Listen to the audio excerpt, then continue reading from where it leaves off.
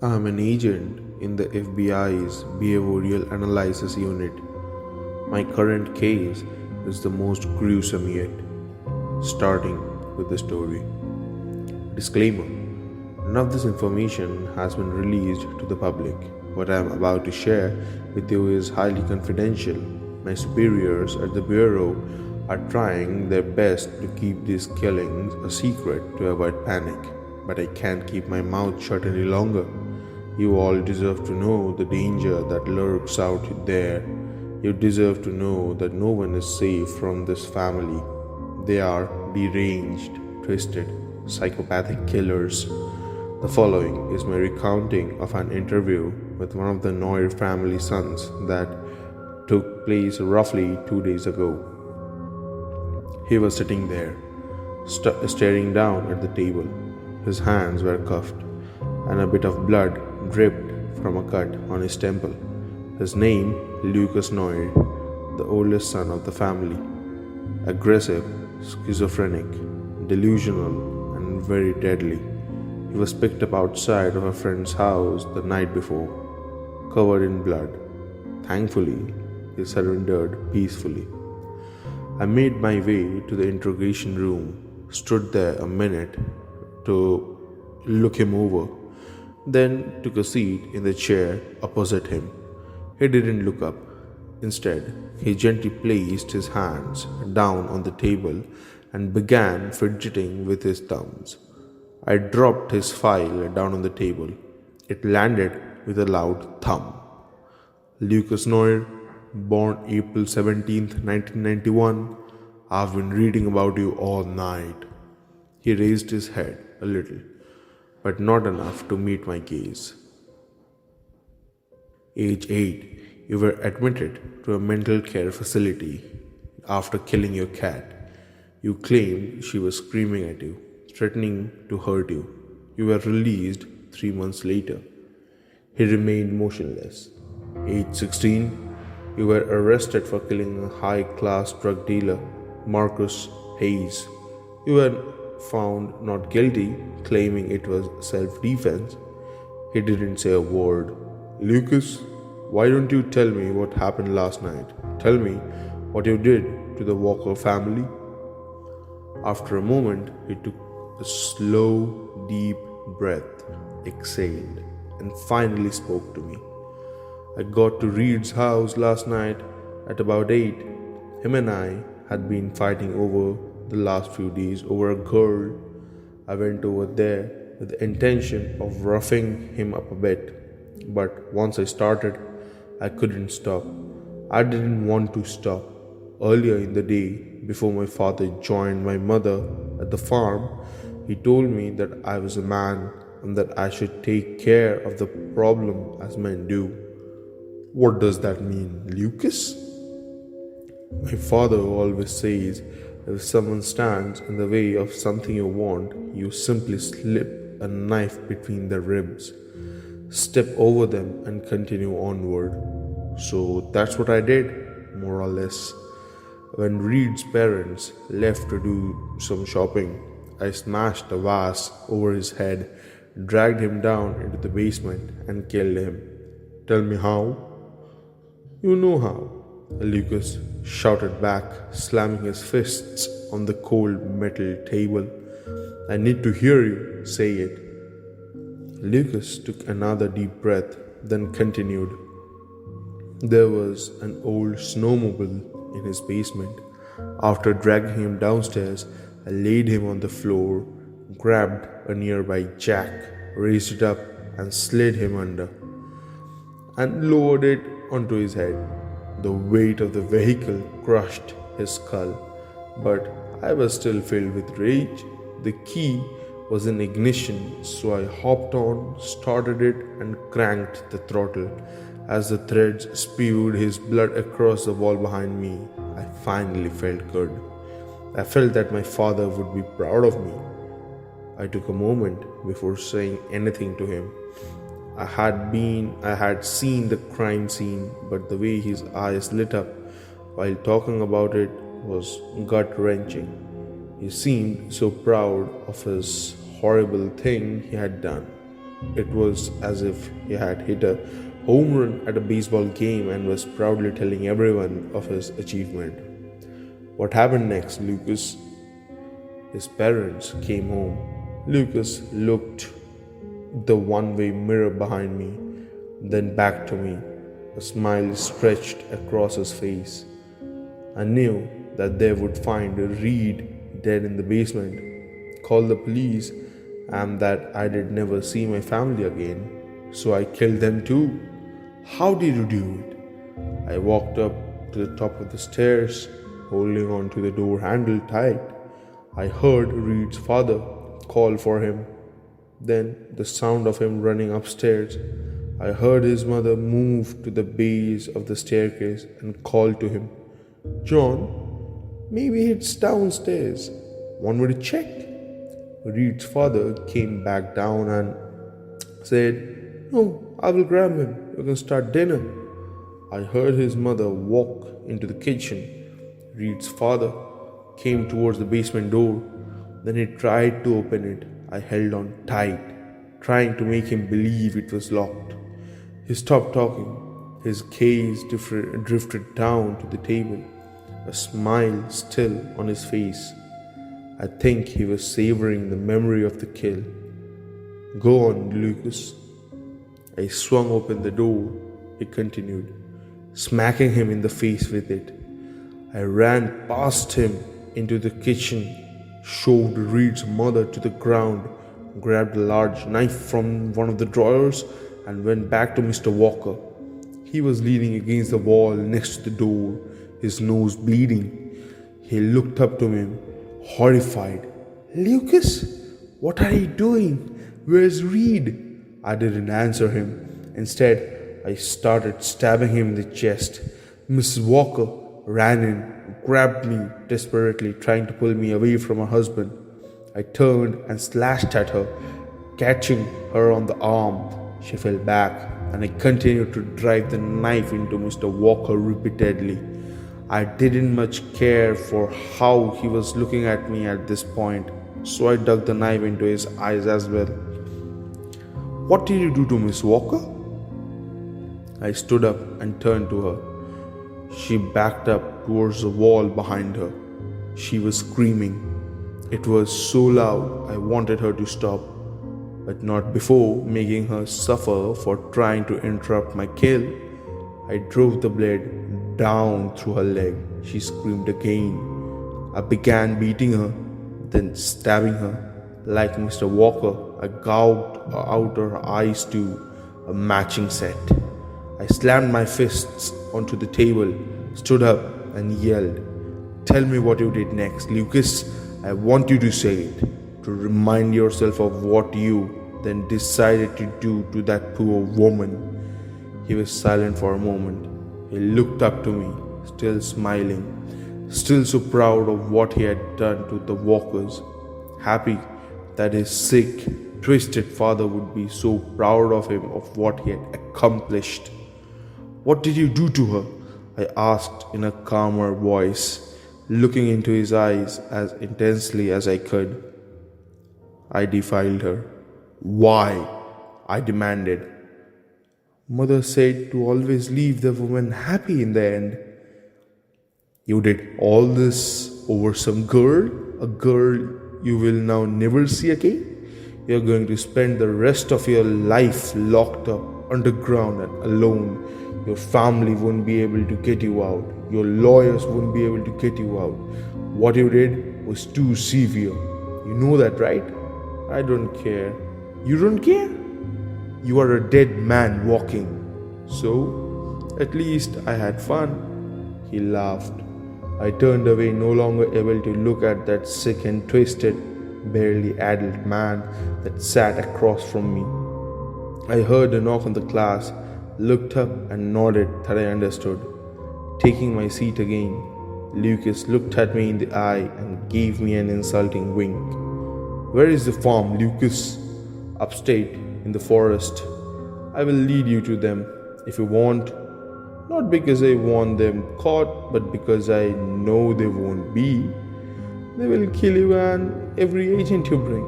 My My father is going to enjoy hanging your dealing bodies from the trees.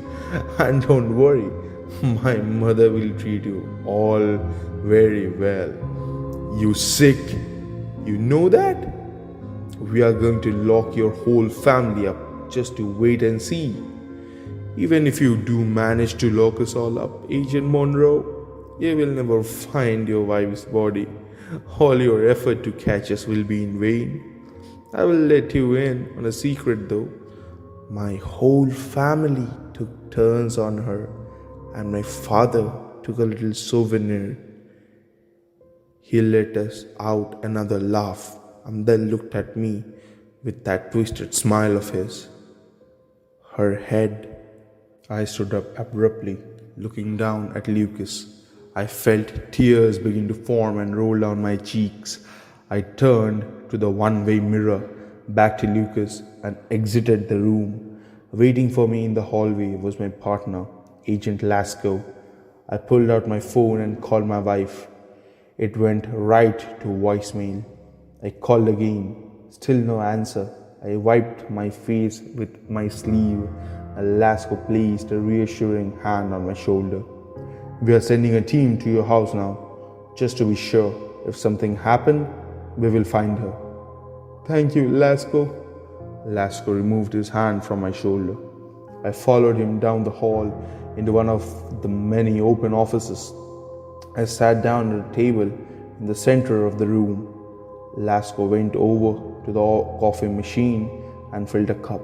He came over and placed it in front of me, and then sat down in the chair on the other side of the table. The most important thing you can do right now is keep your head clear. I will follow your lead no matter how you want to do this, but don't let your emotions drive your actions. What's the play here, Monroe? I sat quietly for a moment, my hands wrapped around the mug, thoughts racing through my mind. Did they take her? Did they hurt her? Is it possible he just made it up? I closed my eyes and took a deep, calming breath. Lasco's right. I gotta play it smart. If she's in danger, I have to be careful. What do we have so far? Well, Lasco began, we have the oldest son. He knows the location of the farm. According to him, the whole family is there. If your wife's missing, Director Weiss is going to have you removed from the investigation. Whatever your plan is, we have to act now. I took another moment to think. There wasn't enough time to plan a fleshed out attack or even a backup plan if something were to go wrong. All there was time was for orders, quick and concise. I looked up at Lasco. We are going to take Lucas into our custody. Gather a team of agents, 2 cars worth. We will keep our comms on a closed circuit. By the time we hit the road, the team sent to my house will know whether or not she was taken. If she is fine, we'll let Director Weiss know that we are doing. We will be in some shit, but it should go relatively okay. If she is gone, however, Weiss will call and pull me off the case. He will have no choice but to send backup. He is not going to be able to pull to me in the middle of an active pursuit. Lasco looked down at the table, let out a loud sigh, and looked back up at me. We are going pretty far of the reservation with this one, Monroe. Whatever we have to do to stop these psychopaths. Lasco went off to gather agents for our assault on the farm.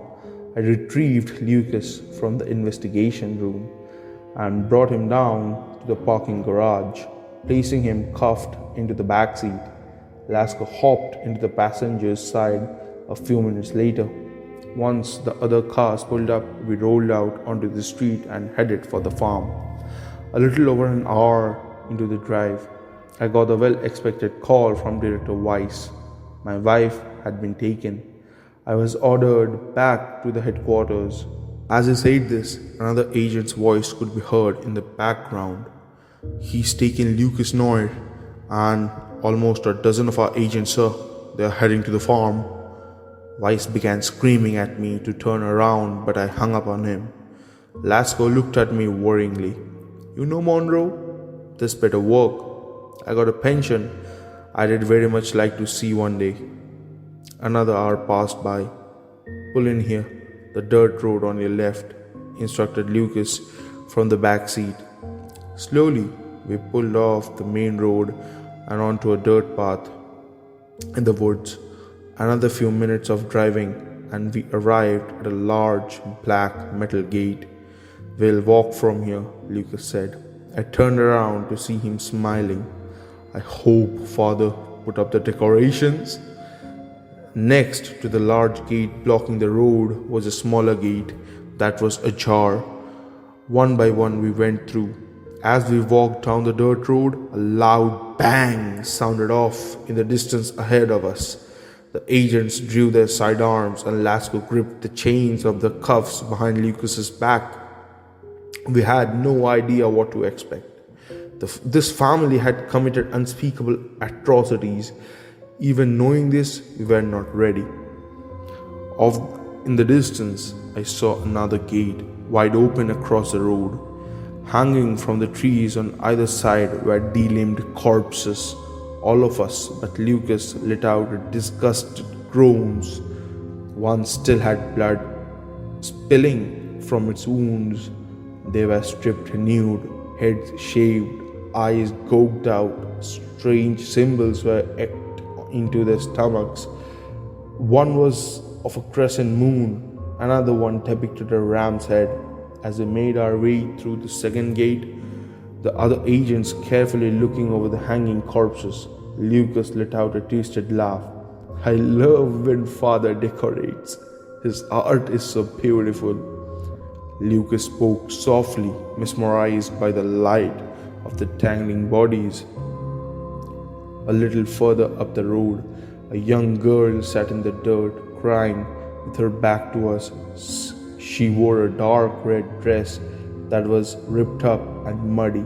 She couldn't have been more than 13 or 14 years old. I noticed that she had only one shoe. I mentioned to the agents behind me that to be ready themselves in case anything was to happen. Slowly, I approached her. Are you okay? I asked as gently a tone as possible. She continued to cry. When I was close enough, I knelt beside her. What happened? How did a little girl like you end up all the way out here? She stopped crying. She turned her head, her eyes locking with mine. A smile, similar to Lucas, stretched across her face. I stood up and backed away, cautiously drawing my firearm from its holster, readying myself. Once I saw her face, I recognized her immediately. Her name was Jessica Noir, the middle child of the family. As she stood revealing large knives in each hand, I motioned the agents behind me to stand their ground. She began making her way towards me. I continued to back up. One of the agents came up beside me, asking what our next course of action should be. I wanted to take her alive, avoid harming her as best we could. Without warning, she rushed forward, not at me, but at the agent to my left. He raised his gun to shoot, but her blades quickly found a home in either side of his neck. As he fell, his gun went off. The bullet dug into the ground, kicking off a mist of dirt. I tried to grab her, but she slashed at me, tearing open my shirt. Thankfully, I was wearing a Kevlar vest underneath my clothing, so the blade missed my skin. One of the other agents took a shot, grazing her leg. She winced in pain and quickly scuttled backwards across the road. A member of our group ran up and dragged the downed agent behind the others. We waited to see what she would do next. She stood there, putting her weight almost entirely on her good leg, staring at us.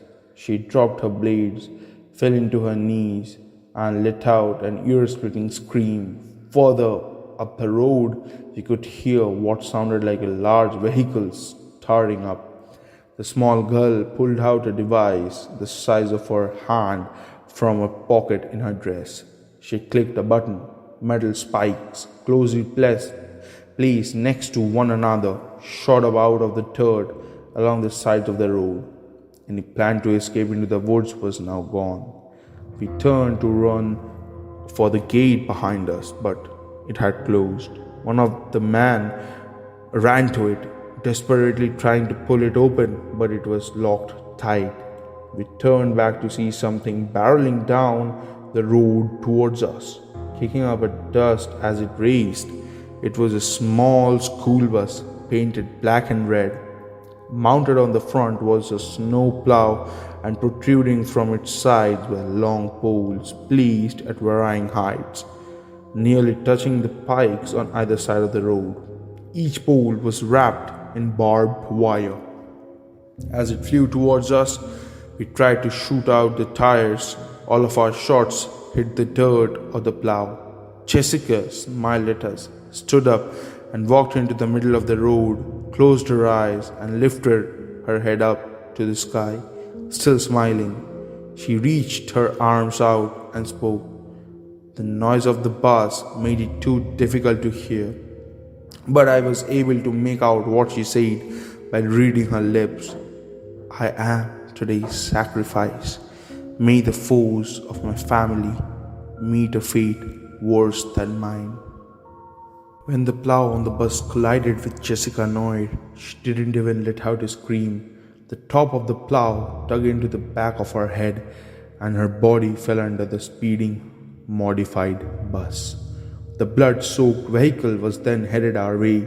Lasco grabbed Lucas, and together we ran to one side of the road and dropped to the ground. The barbed wire just barely scraped our backs. I looked back to see only two other agents follow our lead. The others were either hit by the bus directly or mutilated and beaten down by the bus's weaponized shafts. The bus then collided with the gate, bringing it to an immediate halt.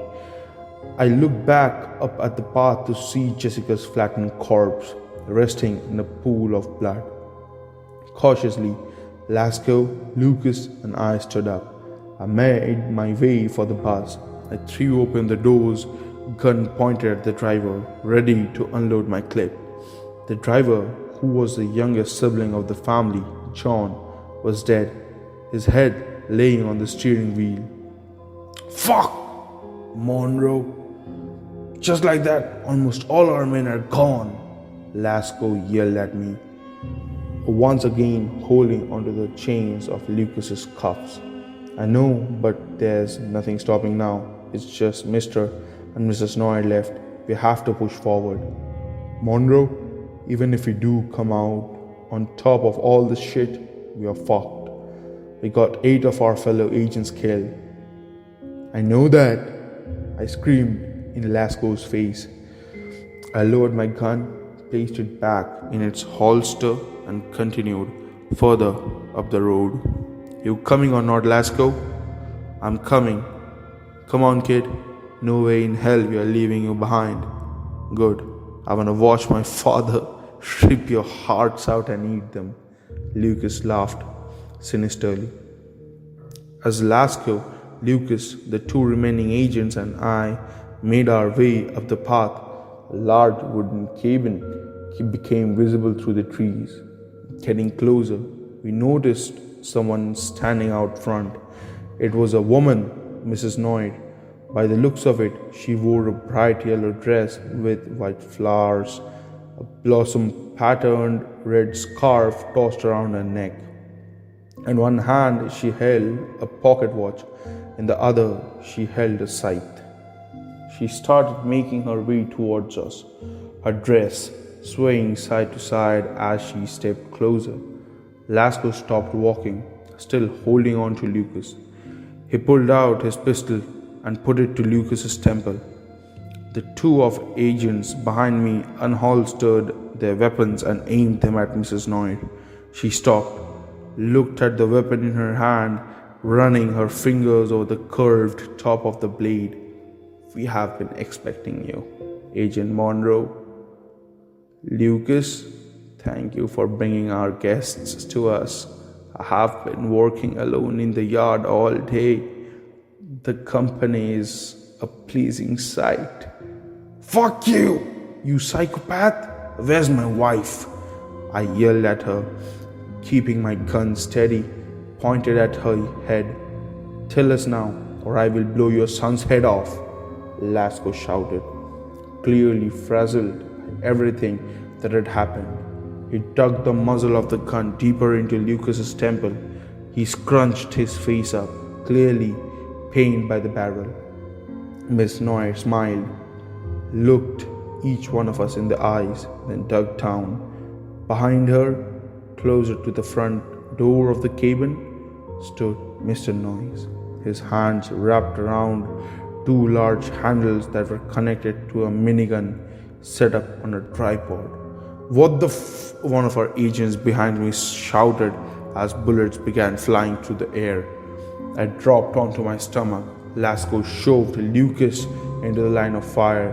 He twirled around as bullets soared through his flesh. As he fell to the ground, a mist of blood spewed from his wounds. Lasco dropped to the ground just as the stream of bullets passed over him. I turned my head in the dirt to see the past two agents of our group motionless on the ground, laying in their own blood. Lucas landed nearby, droplets of red dripping from his twisted smile. When the bullets ceased, Mr. and Mrs. Noir laughed. I looked up to the two of them hugging one another on the top of the porch. Lasco and I remained still on the ground as Mr. and Mrs. Noir walked over to Lucas's body. Miss Noir, holding the scythe in one hand, bent down and dug her index finger into one of the many bullet wounds in her son. She stood up, smiled at Mr. Noir, and smeared the blood across her face, laughing all the while. I jumped to my feet and broke the silence. What the fuck is wrong with the two of you? Do you even realize what you are doing? All your kids are dead. Now you're painting your face with his blood? None of this fits the profile. We don't expect you to understand, little man, Miss Noir said with a condescending tone. Mr. Noir held his wife's chin and turned her face towards his. He then offered us an explanation of sorts. We have seen the universe, he began. Many years ago, we were given a chance to see everything that has been, is, and will be. As a family, we took the universe's outstretched hand and experienced infinity together. To you, it's insanity. To us, it's pure bliss. When you have looked into the eyes of oblivion and felt its cold stare on you, you come to realize that your existence is meaningless. So why not have fun with it? I tightened my grip on my gun, then pointed it at Miss Noir. As the two stood there, looking deeply into one another's eyes, without hesitation, I squeezed the trigger. The bullet tore through the side of her head. As she fell to the ground, Mr. Noir didn't move an inch. He remained motionless, staring happily in front of him where his wife once stood.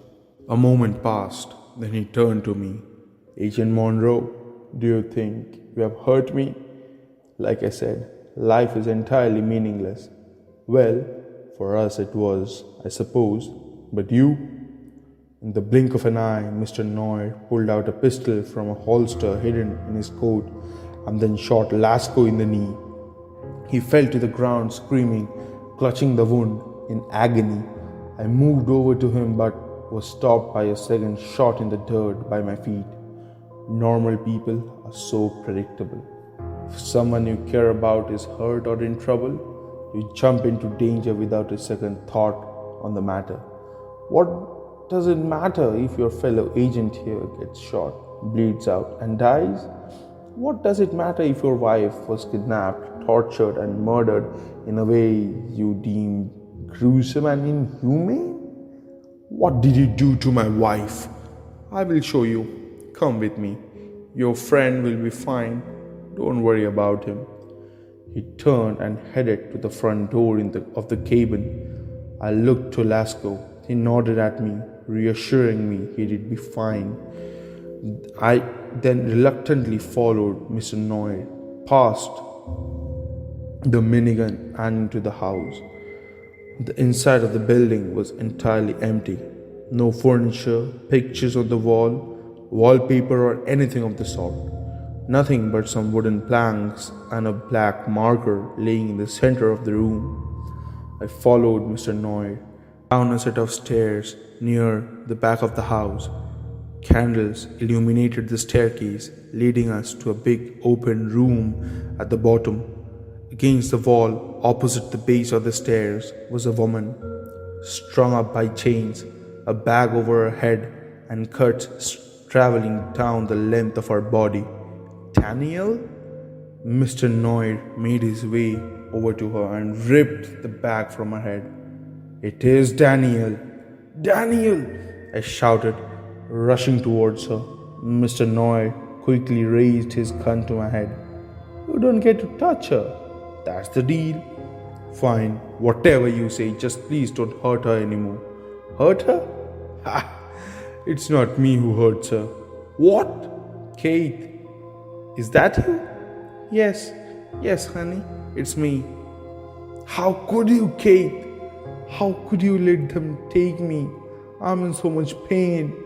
You were supposed to protect me. I know, sweetie. Tears made their way down my face.